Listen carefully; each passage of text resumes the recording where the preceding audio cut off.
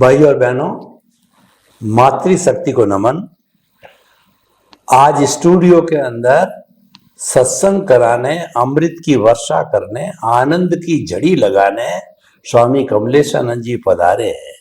जब कोई ऑथोरिटी आती है, यानी जिसका स्वयं का ज्ञान दर्शन शुद्ध होता है, वो सत्संग कराने के अधिकारी होते हैं। सत्संग भी दो तरह की होती है, शास्त्र पे आधारित होती है, वो तो रटन विद्या है, जिसको तोता रटन कहते हैं, और अनुभव वाणी होती है, उससे सार निकलता है। उसका कभी एक शब्द भी अगर हृदय को, ज्ञान दर्शन को टच हो जाता है तो उसका शुद्धिकरण हो जाता है। तो अनुभव वाणी, अनुभवी पुरुष, ज्ञानी पुरुष, उसका महत्व शास्त्र ज्ञानी से अधिक होता है। ऐसे अनुभवी पुरुष को प्राप्त करके हम धन्य हुए। स्वामी जी, आपका बहुत बहुत अभिनंदन, सत्कार। जय सच्चिदानंद। जय सच्चिदानंद। स्वामी जी, अब हम जो बात करेंगे अभी, वो हमारे सामाजिक जीवन की थोड़ी बात करेंगे कि सामाजिक जीवन में क्या होता है कि एक व्यक्ति जन्म से जब पैदा होता है तभी से वो कष्ट लेकर के आता है, और वो कष्ट जीवन भर भुगतता ही रहता है। आर्थिक दृष्टि से, पारिवारिक दृष्टि से, संतान की दृष्टि से, स्वास्थ्य की दृष्टि से, अनबन की दृष्टि से, अपयश की दृष्टि से, तो वो व्यक्ति क्या है, बेचारा काफी दुखी हो जाता है। और कई कई बार तो ऐसे लोग जो चरम सीमा पर पहुंच जाते हैं, सुसाइड तक करने की सोच लेते, आयुष्य खड़ा होता है, कोई न कोई उनको बचाने वाला मिल जाता है। तो ऐसे व्यक्ति जिनको लगता है कि मेरे तकलीफों का कोई अंत नहीं है, ऐसे लोगों को अध्यात्म विज्ञान का आप प्रयोग बताइए, आप उसकी एप्लीकेशन बताइए, ताकि कि वो जो जीवन जी रहा है उसमें से थोड़ा अपना वो दुख कम कर सके। तो ये जगत कल्याण का एक बड़ा कार्य हो सकता है, क्योंकि सोसाइटी में अपन जीते हैं, अपना तो जीवन परस्पर जीवन है। अभी हम मोक्ष में नहीं गए, अभी हम केवल ज्ञानी नहीं बने हैं, तो परस्पर की बातें मायने रखती है। कृपया मार्गदर्शन दीजिए, ऐसा व्यक्ति कैसे अपने आप को संतुलित और थोड़ा शांतिपूर्ण महसूस कर सकता है जीवन। जय सच्चिदानंद। सभी श्रोताओं को मेरा नमस्कार। बात बहुत अच्छी है कि कैसे हम ये विज्ञान को जान करके अपने प्रैक्टिकल लाइफ में, डे टू डे व्यवहार की लाइफ में कैसे हम इसको प्रयोग के रूप में रख के अनुभूति पा सके। थोड़े थोड़े लेवल पर भी एक मुक्तता की अनुभूति हो, और एक टेंशन मुक्त अवस्था हो, और एक अवस्था ऐसी हो जो दिमाग के अंदर अवस्थाओं के अधीन जो विडंबना होती है, पजल होता है, इसका हमको विज्ञान के माध्यम से सॉल्यूशन भी मिले, ताकि हम स्वस्थता से धीरे धीरे आगे बढ़ सकते हैं। तो विज्ञान कैसे हमको आम आदमी को ये प्रैक्टिकल लाइफ में, डे टू डे लाइफ में सहायक होता है। तो इम्पोर्टेंट बात यह है कि धीरे धीरे आपको फंडामेंटली आपको दृष्टि चेंज करनी पड़ेगी। दृष्टि कैसे चेंज करोगे? व्यवहार तो वही का वही रहेगा, सिर्फ पहले आपका सेंटर पॉइंट चेंज होगा। अभी तक सेंटर पॉइंट था मन वचन काया या नामधारी, अभी सेंटर पॉइंट होगा शुद्धात्मा। पहले सेंटर पॉइंट बदलोगे तो भी आपका 50% काम हो जाएगा। सेंटर पॉइंट सब्जेक्ट टू हम पुरुषार्थ करते हैं, कोई भी पुरुषार्थ सब्जेक्ट टू सेंटर पॉइंट करते हैं। अगर मैंने दुकान लिया है तो मेरा पुरुषार्थ क्या रहेगा? दुकान में तरक्की कैसे करूं। अगर मैं नौकरी करता हूं तो पुरुषार्थ क्या रहेगा? नौकरी में कैसे मैं पैसे कमाने के लिए आगे बढ़ूं, मेरे को इंक्रीमेंट ज्यादा मिले, पोस्ट ऊपर की मिले। हर फील्ड के अंदर हर व्यक्ति को ऐसा लगता है, मगर ये बात ध्यान में रखो कि हर व्यक्ति आगे बढ़ना तो चाहती है और आसानी से उसका उपयोग करके अनुभव करना तो चाहती है, मगर मूल बात ये होती है कि सेंटर पॉइंट चेंज नहीं करती है। आज हमारे भारतवर्ष के अंदर, ये हिंदूवादी देश है, इसके अंदर सभी लोगों को मैं आत्मा हूं ऐसा तो मालूम है, ऐसा नहीं कि ज्ञान नहीं है, मगर बात यह है कि आत्मा की वैल्यू, आत्मा की जागृति नहीं है। फिर आप इस फील्ड में आगे कैसे बढ़ सकते हैं? आप मन वचन काया से अलिप्त कैसे रह सकते हैं? जब आपका सेंटर पॉइंट ही शरीर है, फिर कोई भी प्रयोग करोगे सब्जेक्ट तो शरीर ही रहेगा। तो पहले सेंटर पॉइंट बदलने की कोशिश करो कि मैं शरीर नहीं, मैं शुद्ध आत्मा हूं, और शरीर वो कर्मों के भुगतान का साधन है और उसके ऊपर हमारा कंट्रोल नहीं है। वैसे आत्मा के ऊपर भी हमारा कंट्रोल नहीं है, मगर सेंटर पॉइंट आत्मा रखोगे तो पुरुषार्थ सब्जेक्ट टू सोल रहेगा, सेंटर पॉइंट शरीर रखोगे तो पुरुषार्थ सब्जेक्ट टू बॉडी रहेगा। प्रश्न इतना है, तो सेंटर पॉइंट बदलने की बात करता हूं मैं दृष्टि के अंदर, जिसको हम ज्ञान भी बोल सकते हैं। दूसरी बात, हम अपने व्यवहार जीवन में मन वचन काया से जो कुछ भी क्रियाएं होती है समय समय पे संजोगों के अधीन, घर परिवार समाज के अंदर, उस समय हमारी जो दृष्टि है, जो लेकर आए हैं, वो तो डूअरशिप और ओनरशिप फॉर्म की होगी ही, मगर ये दृष्टि को हमको बदलना है। यानी डूअरशिप ओनरशिप की दृष्टि डिस्चार्ज के रूप में सफरिंग के फॉर्म में एज इट इज रहेगी, मगर पुरुषार्थ वाली दृष्टि में वो ही अवस्था को कुदरती रचना के रूप में देखने का प्रयास करना पड़ेगा। तभी आपको आदि व्याधि उपाधि में भी समाधि का अनुभव होगा। आदि व्याधि उपाधि बंद नहीं होगी, उसमें आपका समाधि का एहसास होगा। क्यों होगा? क्योंकि जब मन वचन काया और उनकी अवस्था मात्र कुदरती रचना है, तो फिर आदि व्याधि उपाधि वो तो प्रकृति का सब्जेक्ट है, वो आपका सब्जेक्ट नहीं है। उसीलिए तो आपको समाधि कोई चमत्कारिक बात नहीं है। समाधि का मतलब होता है जो आपका सब्जेक्ट नहीं है, वो सब्जेक्ट से आप मुक्त हो गए। इसीलिए जो आदि व्याधि सब्जेक्ट जो मन वचन काया का है वो आपका नहीं रहा, उसको हम समाधि बोलते हैं। ये समाधि का मतलब आंखें बंद करके बैठ जाना, दुनिया को भूल जाना, ये समाधि नहीं है। समाधि का मतलब होता है 100% universal truth awareness, so that you can separate the relative truth and real truth. So ये सेपरेशन की ये समाधि है, ये जागृति की समाधि है, ये उपयोग की समाधि है, ये ब्लाइंड समाधि नहीं है। तो इसीलिए अगर मैं समझता हूं कोई भी व्यक्ति, चाहे वो मुक्ति के मार्ग में आगे बढ़ना चाहे या न चाहे, मगर हिंदुस्तान का व्यक्ति है तो आत्मा को तो मानता ही है।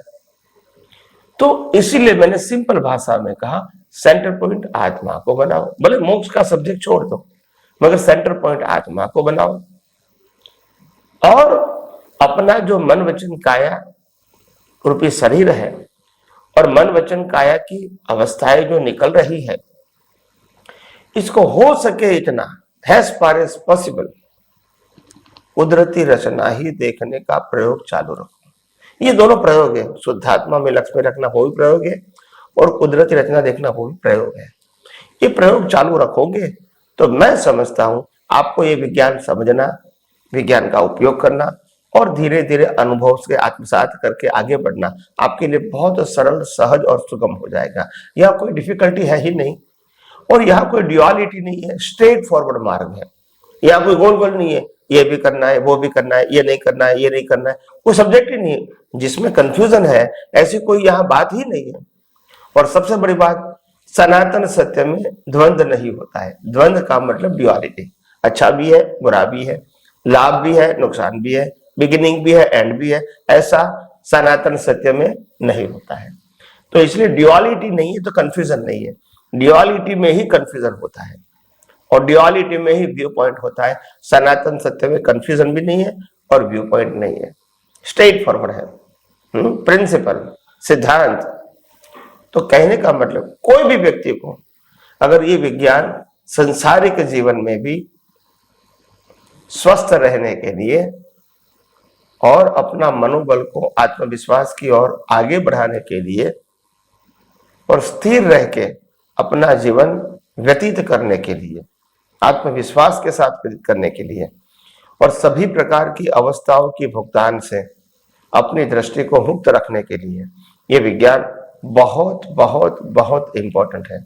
और मैं समझता हूं ये विज्ञान हजारों लाखों लोगों के काम में आए, यही मेरी सद्भावना है। आइए हम सब विज्ञान को और गहराइयों से समझने की कोशिश करें। बहुत बहुत धन्यवाद स्वामी जी आपका। जो इंसान तप रहा है, जो इस संसार की भट्टी के अंदर वो हर वक्त जो है कुछ न कुछ परेशान रहता है, उनके लिए अध्यात्म विज्ञान बहुत कारगर है, अगर वह अपनी मान्यता को बदल दे। यानी दुख में से सुख निकालने की कला अध्यात्म विज्ञान है, वो जान ले। वो कला क्या है कि जो मन वचन काया तथा उससे जुड़ी हुई अवस्था मात्र है, उसको केवल कुदरती रचना देखता रहे तो कोई पजल भी नहीं होगी, कोई ड्युअलिटी भी नहीं रहेगी।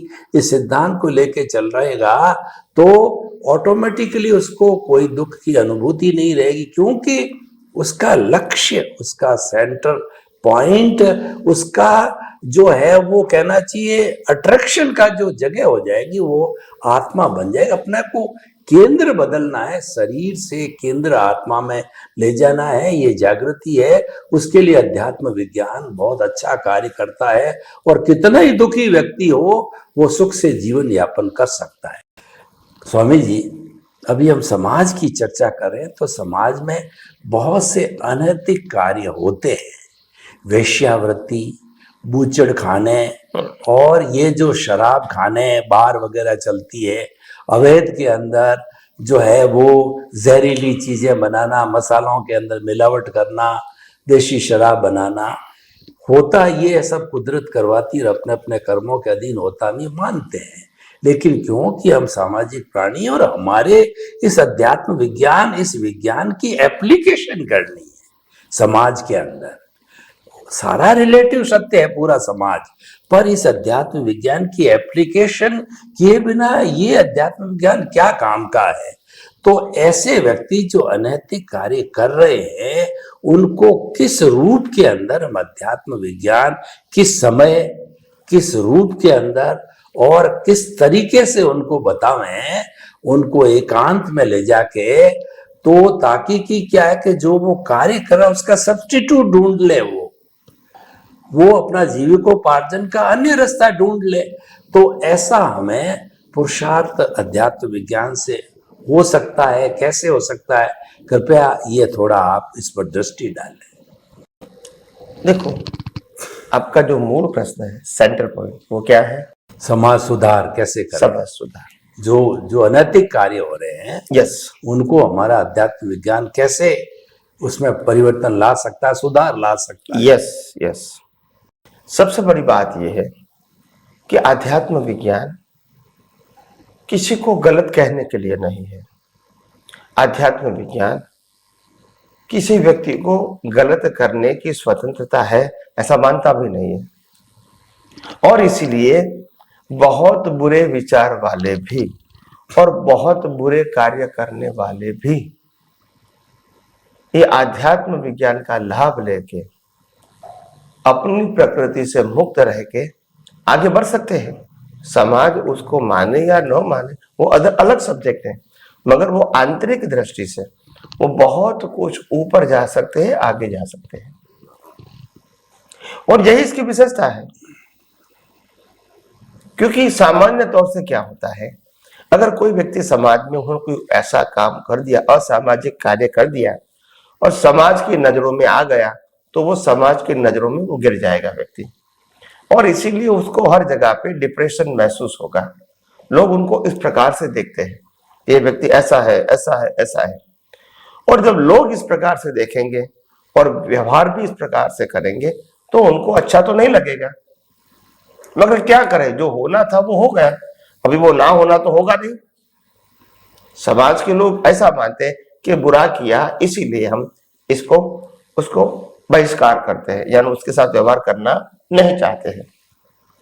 और हो सकता है कि उनके दृष्टिकोण से वो सही है, समाज के दृष्टिकोण से, कि हमको कुछ झंझट में पड़ने की जरूरत है, ये काम तो हम दूसरों के पास से भी करवा सकते हैं।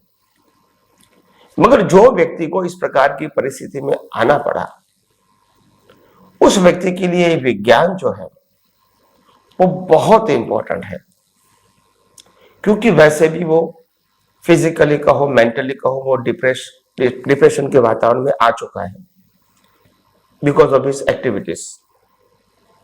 मगर अगर उसके पास ये विज्ञान की दृष्टि है, ये सनातन धर्म की दृष्टि है, सनातन विज्ञान की दृष्टि है, ये आध्यात्म विज्ञान की दृष्टि उनके पास है, तो वो हर परिस्थिति में भी ऐसा होने के बावजूद भी स्वस्थ रह सकते हैं, अपने मन वचन काया को भी कुदरती रचना देख सकते हैं, और समाज के लोग जो इसका विरोध करते हैं इसको भी कुदरती रचना देख सकते हैं।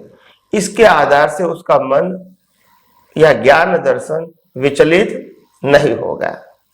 और दूसरी बात, उनको ये भी दृष्टि मिलेगी पैरेलल आध्यात्म विज्ञान के माध्यम से कि मैं शरीर नहीं, मैं चेतन, अविनाशी और अनंत शक्ति वाला ऐसा मैं शुद्ध आत्मा हूं, ये भी मिलेगी।